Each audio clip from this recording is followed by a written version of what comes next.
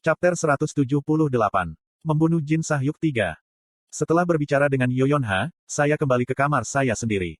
Aku bisa mendengar anak-anak berbisik di dalam tenda di ruang tamu. Apakah seseorang baru saja masuk? Tidak gelombang, aku tidak tahu gelombang, mungkin itu hantu. Sekarang gelombang. Aku berjalan melewati tenda dan memasuki kamarku. Sambil menghela nafas panjang, aku berbaring di tempat tidur. Hari ini, Yoyonha memberitahu saya sesuatu yang tidak saya ketahui. Ada beberapa spekulasi yang bercampur dengan apa yang dikatakannya, dan meskipun aku tidak tahu apakah itu benar atau salah, aku masih memiliki perasaan campur aduk tentang hal itu. Chameleon Troupe, apa itu? Ketika saya mendengar dia bertanya kepada saya tentang Chameleon Troupe, itulah yang saya katakan. Meskipun saya gemetar di dalam, saya bertindak setenang mungkin di luar. Anda mungkin belum pernah mendengar tentang mereka. Mereka tersembunyi jauh di dalam bayang-bayang. Sekelompok orang terkuat di bumi. Menurut pendapat saya pikir kekuatan mereka menyaingi fase ekspansi. Yoyonha menjawab dengan serius. Aku berdiri diam, menatapnya dengan tatapan kosong. Dia melanjutkan dengan lembut, menatapku. Kupikir merekalah yang membunuhmu. Dia memotong kalimat di tengah. Namun, saya mengerti apa yang dia maksud. Masa lalu Chundong yang tidak saya ketahui. Aku menangis seolah dipukul dengan palu. Tanda hubung. Apakah kamu yakin? Aku hampir pasti. Keduanya adalah orang-orang yang diprediksi menjadi orang tua Anda. Yoyonha mengeluarkan beberapa dokumen dan menyerahkannya. Kim Yohon, Shin Yion. Dua nama dan wajah yang tidak dikenal tertulis di dokumen.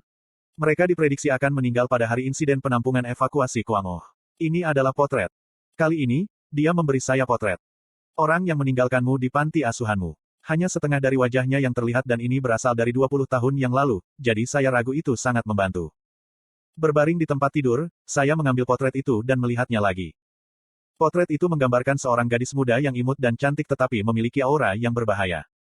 Dengan setengah dari wajahnya tertutupi dan itu menjadi 20 tahun yang lalu, akan sulit untuk menentukan siapa dia sekarang. Namun, aku merasa seperti tahu siapa itu. Bahkan, saya hampir yakin. Itu adalah, bos ketika dia masih muda.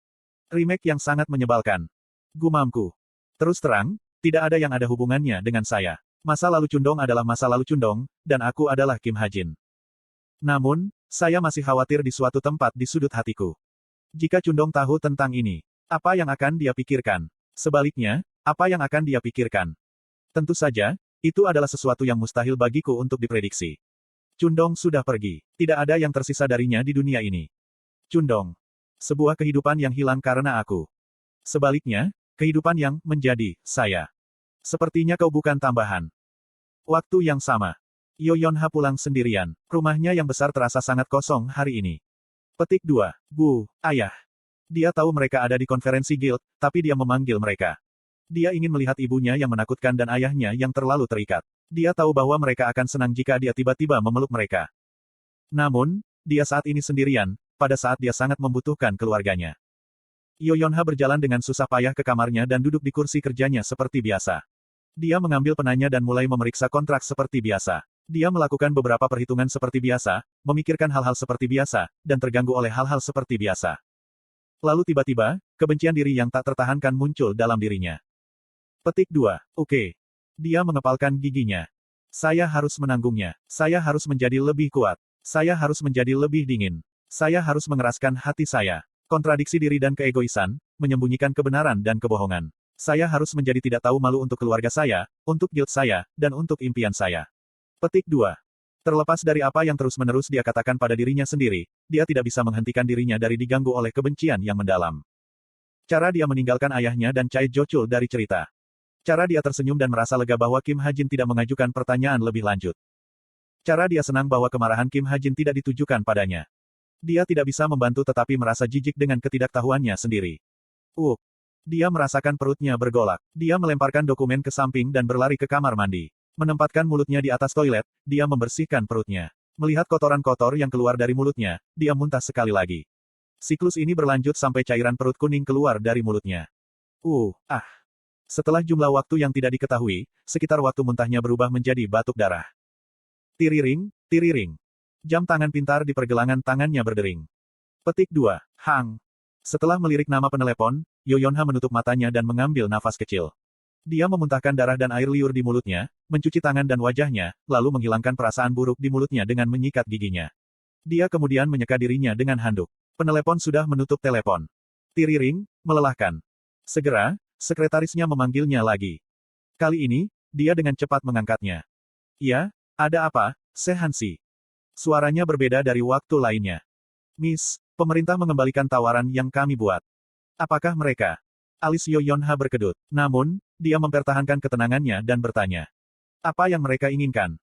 Cua, dia menyalakan keran dan mulai mencuci tangannya lagi. Misofobia dan gangguan obsesif-kompulsif telah memburuk baru-baru ini.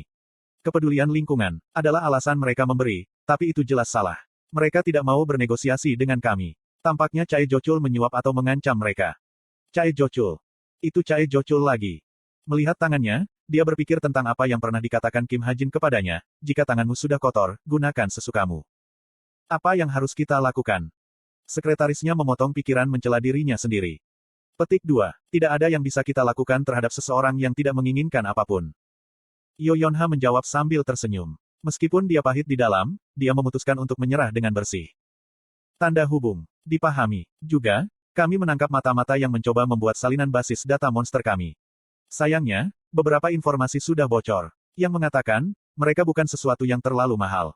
Kali ini, ketenangan Yoyonha sangat terguncang. Hari ini sepertinya adalah hari ketika semua hal buruk datang sekaligus. Mata-mata lain, bagaimana menurutmu, Sehansi? Apa yang harus kita lakukan? Saya. Haruskah kita memotong salah satu lengannya? Yoyonha meninggalkan kamar mandi dan duduk di kursi kantornya sekali lagi. Ya. Mengumpulkan kembali lengan yang terputus tidak terlalu sulit saat ini. Ada ramuan yang kami kembangkan juga. Petik 2. Dia menyalakan laptopnya. Sekretarisnya sudah mengirim laporan terperinci ke emailnya. Yi Jonghwa. Nama dan wajah pengkhianat itu ditampilkan di layar. Tanda hubung. Serahkan saja padaku. Apa yang akan kamu lakukan? Apakah Anda akan memotong anggota tubuhnya dan melemparkannya ke dalam Dungeon? Petik 2. Maaf. Yoyonha sudah kehilangan hitungan berapa kali hal seperti ini terjadi. Itu bukan sesuatu yang bisa diselesaikan dengan cara yang sah seperti gugatan. Lawannya selalu menutupi kejahatan mereka dengan metode yang melanggar hukum. Chae Jocul hampir selalu memainkan peran di dalamnya, dan bahkan ketika dia tidak melakukannya, perusahaan-perusahaan besar lainnya menyuap para pejabat untuk menentangnya. Kamu juga harus tahu ini, Sehansi. Selama 4 tahun terakhir, Yoyonha mengalami dan belajar banyak hal. Aku, Yoyonha. Dia mengalami pengkhianatan pertamanya 4 tahun lalu. Pada saat itu, dia pikir itu akan menjadi yang terakhir. Namun, ada banyak upaya sesudahnya. Bahkan ada upaya untuk menggulingkannya yang hampir berhasil. Sejauh yang dia khawatirkan, alasan semua ini terjadi adalah karena dia terlalu lembut. Jika dia memotong kepala pengkhianatnya, orang lain akan lebih berhati-hati melakukannya. Tidak bisa lagi memaafkan hal seperti itu. Dengan itu, Yoyonha menutup telepon. Hanya ada satu prinsip yang tersisa dalam dirinya. Membunuh atau dibunuh. Dia segera memberi perintah kepada Guild Falling Blossom. Dipahami. Sebuah balasan segera kembali. Yoyonha menatap pesan itu. Gedebuk, lalu membanting kepalanya ke mejanya. Dia menghela nafas panjang dan berpikir. Sekarang adalah waktu yang sulit, baik dalam kehidupan pribadi saya dan kehidupan profesional. Saya di tengah badai, tetapi badai tidak bisa bertahan selamanya. Akhirnya akan pergi, dan langit akan menjadi jernih. Ingat itu, bersabarlah, dan bertahanlah. Akhirnya, peluang untuk kemenangan akan datang. Petik 2. Saya sangat mengantuk. Yoyonha bangun dengan linglung dan berjalan ke kamarnya. Dia bisa melihat ranjang kesayangannya. Dia terhuyung-huyung ke arah itu dan jatuh. Saat dia meletakkan tubuhnya di kasur lembut, dia merasa seperti sedang meleleh. Tempat tidur ajaib yang menghilangkan stres dan kelelahan. Tidak pernah dalam hidupnya dia akan berpikir bahwa sepotong furnitur akan menghiburnya, tetapi dia sangat berterima kasih karenanya. Yoyonha diam beberapa saat, mengendus. Lalu, dia mengendus kasur. Petik 2. Mengapa bau asap tidak hilang? Dia telah mencuci kasur beberapa kali. Namun, hidungnya yang tajam masih bisa mencium aroma samar yang tersisa. Menyebutnya bau Kim Hajin. Agak aneh, jadi dia menyebutnya bau rokok. Yoyonha berguling ke bagian tempat tidur yang berbau paling tidak, lalu meringkuk tubuhnya seperti udang yang dimasak. Meskipun aroma samar masih tersisa, dia perlahan tertidur di dalamnya. Menara kontrol akhir Prestige runtuh. Esensi Selat, Desolate Moon, Frost Sanctuary. Sebanyak 27 pemain, termasuk 3 guild di atas dan 3 pemeringkat lainnya, berpartisipasi dalam penaklukan. Hasilnya sukses. Menara kontrol barat adalah yang terbesar dari 4 menara utama, tetapi kelompok itu tidak menderita satu pun korban. Setelah menyelesaikan serangan bersama mereka, tim penaklukan menara Essence of the Stride kembali ke markas mereka setelah transaksi item singkat dengan 2 guild lainnya. Ketika mereka tiba di tempat persembunyian mereka, mereka menemukan kawan mereka yang terluka menunggu di luar. Chae Na-yun. Kepala petugas, Kim Yongjin, memanggil nama kawan itu. Ah, ketua tim. Chae Na-yun bergegas mendekat. Lengan kirinya dibungkus dengan perban kompresi dan bahkan dalam gips. Kenapa kamu di luar? Anda harus merawat tubuh Anda. Petik 2. Yah, aku hanya bertanya-tanya. Apakah Fenrir berada di antara rankers? Tanya Chae Na-yun dengan wajah serius. Kim Yongjin menatap Chae Na-yun dengan lekat-lekat. Chae Na-yun terlalu terpaku pada Fenrir, seolah-olah dia satu-satunya alasan dia memasuki menara. Obsesinya semakin memburuk sejak dia terluka. Tidak, karena Anda bertanya, saya memeriksa untuk melihat apakah ada di antara mereka yang menggunakan senjata, tetapi tidak ada yang seperti itu. Petik 2. Ketua tim benar, mungkin pria yang kita temui di lift salah bicara. Petik 2. Yi Jiyun bergumam saat dia mendekati Chae Na-yun. Kemudian, dia berbisik ke telinganya. Petik 2. Tapi Na-yun, mengapa kamu ingin menemukan Kim Ha-jin sebanyak itu? Mendengar ini, Chae Na-yun berbalik ke samping dan menatap Yi Jiyun. Namun, Yi Jiyun tampaknya tidak terintimidasi. Kenapa gelombang? Aku ingin tahu kenapa gelombang. Petik 2. Kamu tidak perlu tahu. Hang, tapi saya pikir saya sudah melakukannya gelombang. Abaikan. Chae Na-yun balas menembak dan berbalik dengan kasar. Gedebuk. Namun, dia segera menabrak sesuatu yang keras. Hah? Chae Na-yun melihat ke atas secara naluriah dan melihat seorang pria besar kekar. Pria itu mengerutkan kening. Dia adalah raksasa, dan dia merasa seperti dia pernah melihatnya di suatu tempat sebelumnya. Oh gelombang. Pria itu sepertinya mengingatnya juga ketika senyum lebar muncul di wajahnya. Kita bertemu lagi, gadis kecil. Petik 2. Cih. Chae Na-yun akhirnya ingat siapa dia. Dia adalah orang yang bertindak sebagai pengawal untuk NPC di kota tutorial. Chae Na-yun mendecakkan lidahnya dan melangkah mundur. Chok Jung-yong tersenyum mengancam dan mencoba mendekatinya. Berhenti. Namun, anggota Guild Essence of the Stride dengan cepat melangkah maju. Kim Yongjin mengarahkan pedangnya pada Chok Jung-yong dan bertanya pada Chae Na-yun. Siapa dia? Dia, seseorang yang bertengkar denganku di kota tutorial. Itu semua, kata Chae Na-yun. Sebagai tanggapan, Chok Jung-yong menyeringai. Pandangannya terpaku pada dada Chae Na-yun. Apa? Kamu Chae Na-yun? Dia melihat kartu nama di dadanya. Esensi selat, Chae Na-yun. Chok Jung-yong merasa lucu bahwa guild sudah mulai membuat kartu nama untuk diri mereka sendiri. Anda kenal saya? Tanya Chae Na-yun, menjaga ketenangannya. Chok Jung-yong mengerutkan alisnya. Mengapa kamu berbicara begitu santai? Kamu yang pertama melakukannya. Terus. Petik 2. Logikanya sejenak membuat Chok Jung-yong kehilangan kata-kata. Setelah linglung sejenak, dia dengan cepat tersentak dan mengeluarkan batu kering. Kuhum, jadi mengapa kamu mencari Fenrir? Kamu kenal dia? Mata Chae Na-yun membelalak. Chok Jung-yong tersentak tetapi segera menggelengkan kepalanya dengan tenang. Petik 2. Tidak. Sepertinya kamu berbohong. Petik 2. Aku pernah bertarung dengannya sekali sebelumnya. Kamu melawannya. Ya, dan aku menang. Tapi dia lawan yang tangguh. Petik 2. Kim Ha-jin mengatakan kepada Chok Jung-yong untuk tetap diam tentang apapun yang berhubungan dengannya, dan Chok Jung-yong adalah tipe yang mendengarkan permintaan rekan-rekannya. Tentu saja, apakah dia bisa menyembunyikannya adalah masalah lain. Chok Jung-yong mulai bersiul dan membuang muka. Chae Na-yun menatapnya dengan curiga, lalu mengajukan pertanyaan lain. Petik 2. Tapi bagaimana kamu tahu aku? Kamu cukup terkenal. Apakah saya? Chok Jung-yong memiliki kebiasaan membuat daftar yang kuat, orang-orang yang akan menjadi kuat, dan orang-orang yang dikatakan kuat. Konon, dia jarang bisa mengingat wajah mereka. Juga, Jin membual padaku sejak dulu. Petik 2. Jin, apa hubungannya dengan saya? Petik 2. Pada saat itu, senyum yang dalam dan berbahaya muncul di wajah Chok Jung-yong. Bajingan gila itu meninggalkan kesan bagiku. Dia bilang dia membunuh ibumu. Apa? Pembunuh ibu Chae Na-yun selalu menjadi tabu baginya. Segera, wajah Chae Na-yun memanas. Kemarahan yang tak tertahankan muncul dari hatinya. Kakau keparat. Dia memukulnya secara naluriah. Pukulan keras. Namun, tinju kecilnya mudah diblokir oleh telapak tangan Chok Jung-yong. Dengar, nak, aku bukan orang yang membunuh ibumu.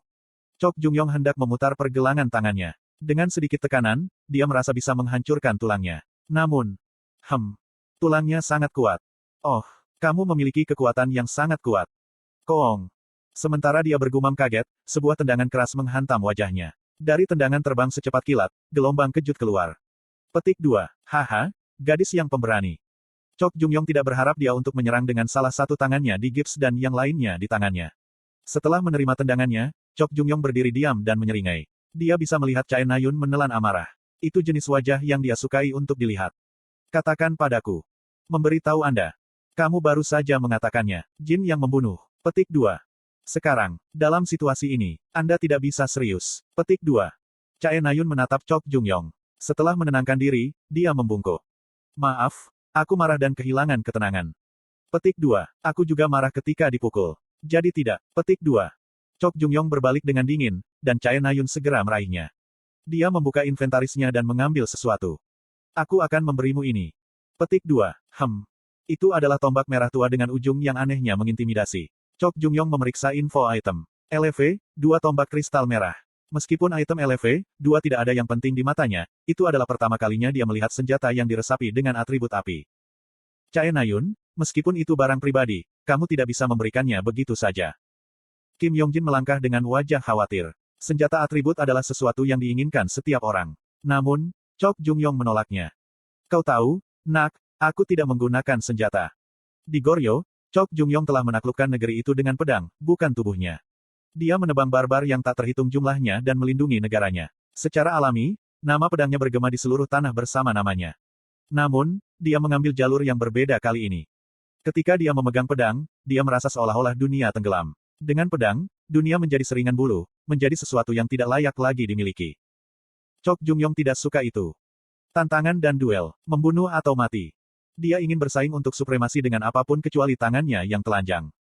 Kemudian, Chae Nayun tidak menyerah. Bahkan, dia menjadi yakin bahwa lelaki itu tidak berbohong. Jika dia akan mengambil tombak kristal merah. Sini. Dia mengeluarkan 2 uang kertas yang kaku. Mereka adalah 2 tagihan 1000 TP. Kali ini, Chok Jung-yong menunjukkan sedikit ketertarikan. Hanya ini yang aku miliki. Petik 2. Aku tidak membutuhkannya. Gunakan itu untuk merawat lengan Anda. Saya tidak ingin lawan masa depan saya menjadi cacat. Petik 2. Chok Jung-yong memerintah dalam keinginannya untuk kekayaan dan dengan dingin menolak tawaran itu. Ketika dia berbalik sekali lagi, teriakan tajam Chae Nayun terdengar. Hei, sial, itu bohong, kan? Jika kau tidak mau memberitahuku, kenapa kau mengatakan itu? Petik 2. Mendengar teriakannya, Chok Jung-yong berhenti. Dia melihat ke belakang dengan sedikit memutar kepalanya. Tuan. Saat Chae Nayun bertemu matanya, dia mengubah nada suaranya menjadi yang terhormat. Chok Jung-yong dengan tenang menjawab. Aku suka orang yang kuat. Apa? Sobriket yang satu ini adalah yang paling kuat di Goryeo. Dia mengambil nada yang mengesankan dan menatap Chae Nayun. Wajahnya masih menyengat dari tendangan seorang gadis yang nyaris tidak naik ke dadanya. Anda dapat mengirimi saya permintaan pertemanan. Jika aku menyukaimu, aku mungkin memberitahumu. Tantang saya kapanpun Anda mau. Saya akan menerimanya. Petik 2. Goryeo Songong adalah nama panggilanmu. Hei, petik 2. Chok Jung-yong melambaikan tangannya dan diam-diam pergi. Chae Nayun tidak mengejarnya lebih jauh. Haha, tempat ini penuh dengan orang-orang yang menarik. Dia sudah menemukan lebih dari 10 orang untuk dimasukkan dalam daftar orang kuat. Kim Oh-sung, salah satu hamba setan. Kim Hak-pyo, Executive Evil Society. Pahlawan peringkat tinggi, Oh Jun-hyuk dan Seo Yong-ji. Dan Kim Jun-wo, pemburu hamparan luas. Ini benar-benar tempat yang sempurna untuk sesuatu yang besar terjadi. Saya senang ada begitu banyak orang untuk diperangi gelombang. Chok Jung-yong menyeringai, dan pada saat itu. Nayun. Keributan muncul di belakangnya. Chok Jung-yong melihat ke belakang tanpa banyak berpikir. Gadis yang meneriakinya dengan kasar sekarang roboh di tanah. Petik 2. Gadis yang menarik. Sungguh. Petik 2. Chok Jung-yong menggelengkan kepalanya. Pinggiran prestise. Setelah mengurus masalah di bumi, saya kembali ke menara. Saya mengeluarkan pengumuman, memberitahu bahwa Truth Agency sedang istirahat sebentar, kemudian saya menghubungi CEOSH Agency, Park Soo-hyuk, untuk membeli artefak khusus dari rumah lelang ketika saatnya tiba. Petik 2. Saat ini, saya berada di depan lift ke lantai 2. Saya tidak memberitahu bos atau anggota Chameleon Troupe lainnya apa yang saya rencanakan. Dengan apa yang saya temukan dari Yoyonha, saya tidak yakin bagaimana menghadapi mereka. Namun, saya tidak khawatir. Saya sudah membuat persiapan penuh. Saya dipenuhi dengan segala macam peralatan tingkat tinggi yang bahkan tidak bisa diimpikan oleh para pemain di lantai 2. Keterampilan saya LV, 3 juga. Saya sepenuhnya yakin bisa membunuh Jin Sahyuk. Ayo pergi. Tetap saja, dia adalah bos terakhir yang saya rancang. Saya tidak bisa menahan rasa takut, tetapi saya melepaskannya dengan self-hypnosis dan memasuki lift. Saya menekan tombol ke lantai 2. Turun. Peringatan, Anda harus mendapatkan kartu identitas kewarganegaraan baru ketika Anda kembali. Tidak apa-apa. Lift bergerak. Waktu yang dibutuhkan untuk mencapai lantai 2 adalah 4 jam. Bingung apa yang harus dilakukan selama ini, saya mengeluarkan telur munin, yang saya bawa dari ruang tunggu saya. Dari ukuran telur ayam aslinya, ia tumbuh lebih besar hingga sekarang sebesar telur burung unta. Saya membawanya, karena sepertinya akan segera menetas. Pada saat itu, peringatan sistem muncul. Seorang pemain tertentu telah memasuki lantai 5. Sudah. Itu lebih cepat dari yang saya kira. Nah, lantai 4 tidak sulit, jadi itu tidak terlalu mengejutkan. Tapi pemain harus mulai terjebak dari lantai 6. Selain itu, saya hanya harus mencegah mereka mencapai lantai 9. Karena bencana di lantai 9, itu harus dibuka selambat-lambatnya. Saya mengambil selimut dan berbaring di lift. Lantai 9 adalah lantai 9. Untuk saat ini, saya memutuskan untuk hanya memikirkan Jin Sahyuk.